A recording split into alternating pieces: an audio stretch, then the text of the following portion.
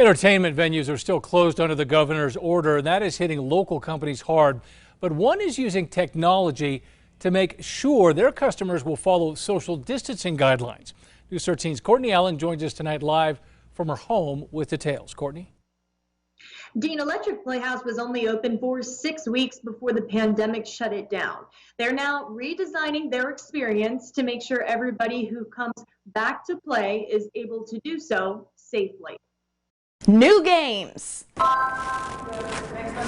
designed to keep people apart. There's very clear lines of sides and keeping people distance. With zero touch. You don't have to touch any controls or any surfaces. We're taking advantage of that as a very safe environment to get out of the house and still have fun. Are the new norm at Electric Playhouse, an entertainment venue near Coors and I-40 that just opened in February. Our space was kind of uniquely built for something like this. With 18,000 square feet of playing space, founder John Mark Collins says they're able to adapt to new COVID-safe practices well. We didn't plan for pandemic in terms of design, but it's really actually something that I think we have that's a key differentiator in terms of finding a safe place to play with your family. Collins uses custom software to create games. Software allows us to make sure that we're hitting the requirements exactly or beyond. For example, they've reduced dining room seating from 24 at a table to 10, with seats 6 feet apart. Here we can coordinate exactly, as opposed to kind of letting people to their vices and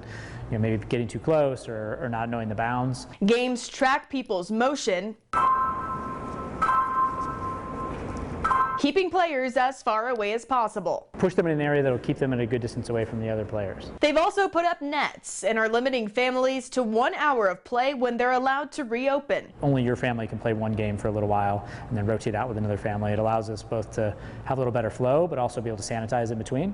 So we really do have a staged experience now that before was maybe a little more freeform. Collins says he's ready to debut their new approach. Yes. I think people can have maybe even a better time than they did before, while also being cleaner and safer. Collins says during the pandemic, their sales are down to almost zero, and he's had to lay off most of his employees. But he says that he is hopeful that they will be allowed to reopen fully by the middle of June. Dean, back to you. All right, Courtney, thank you. Meow Wolf says it has also begun a series of upgrades, sanitizing the entire exhibition and creating new themes.